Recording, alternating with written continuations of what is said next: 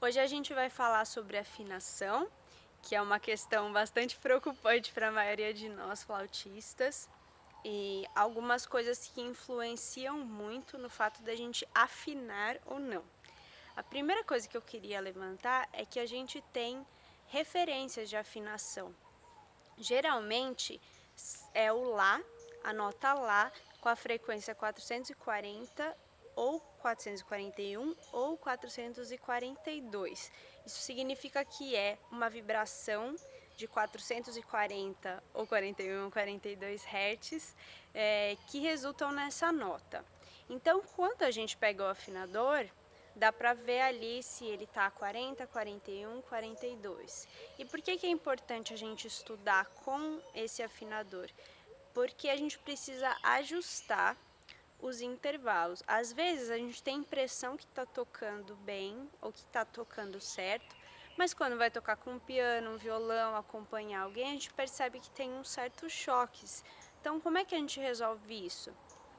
A primeira coisa é estudando aqueles exercícios de aquecimento que eu comentei, com o afinador. Então, coloquei o afinador lá, vou tocar uma nota Lá.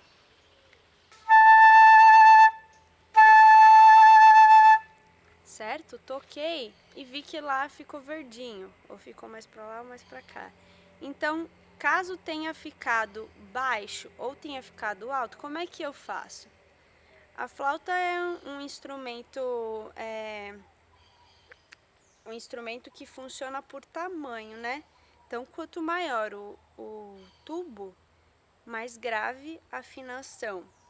Então, a gente tem, por exemplo, o piccolo, que é metade da flauta, que toca tudo na oitava de cima, ou a flauta baixo, que é bem grande e tem o som grave. Então, para a gente subir a afinação, a gente fecha um pouco o bocal.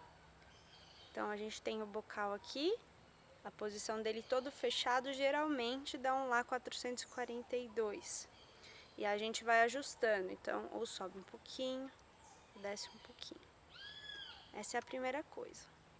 Segunda coisa para a gente afinar é a gente saber como é que tá o lugar que a gente vai tocar. Já dá para se antecipar um pouco. Então, em dias muito quentes, geralmente a flauta sobe de afinação. Então, se você for tocar num lugar que está muito quente, já abre um bocadinho, porque é muito possível que a afinação dela esteja alta. E o mesmo vale para dias frios, já fecha bastante para compensar essa afinação. Esse é um modo que a gente usa para se afinar, mas o mais bacana mesmo é a gente estar com o ouvido esperto. Então, o que me leva ao terceiro ponto, que é, para a gente conseguir tocar afinado, o mais bacana é a gente conseguir ajustar os intervalos. A gente tem, os intervalos são os espaços entre uma nota e outra, né? Segundas, terças, quartas, quintas, sextas, sétimas, oitavas e assim por diante, nonas, décimas. Então, quando a gente está começando, ou mesmo o tempo inteiro como flautista, é bacana estudar esses intervalos. Então, por exemplo, hoje eu vou estudar intervalos de terça. Então, bota lá o afinador.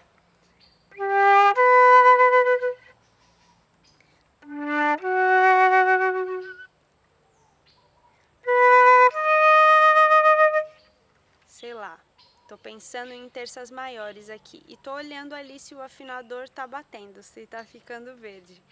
Isso pode ser uma maneira um pouco mecânica, mas vai fazer a nossa cabeça entender o tamanho que tem a terça, o tamanho que tem a segunda, e a gente conseguir detectar quando aquela segunda, aquela terça ou qualquer intervalo que for, tá maior ou menor do que realmente é, se está baixo ou se está alto. Então, esse é um jeito muito bacana de chegar a se afinar. Agora, a gente está sempre tocando com outras pessoas, outros instrumentos, e isso também tem variações. Cada instrumento responde de um jeito, cada pessoa também. Então, é muito bacana quando a gente for tocar com outra pessoa, sempre tentar ouvir e aí se adaptar ao som dessa pessoa. Como? Se eu estou estudando com esse afinador, eu percebo quando a minha nota está alta ou está baixa. E aí eu vou tentar entrar no som da pessoa. Como que eu faço isso?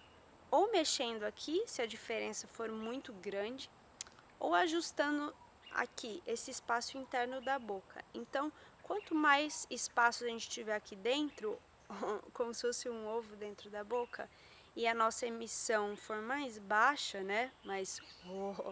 Mais grave vai ser o som, com a afinação mais baixa.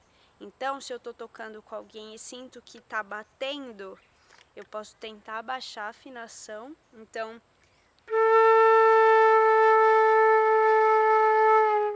abrindo espaço dentro da boca, ou subir a afinação, pensando como se eu estivesse tocando mais aqui na testa, na cabeça, para a afinação subir.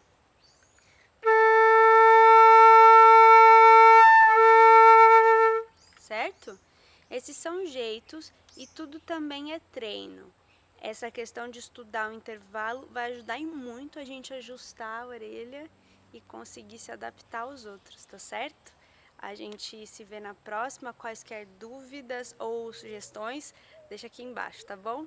Até! Bons estudos! Que é uma questão que é bem complicada. É bem complicada mesmo, tô rindo pra não chorar. Me dá um abraço, gente.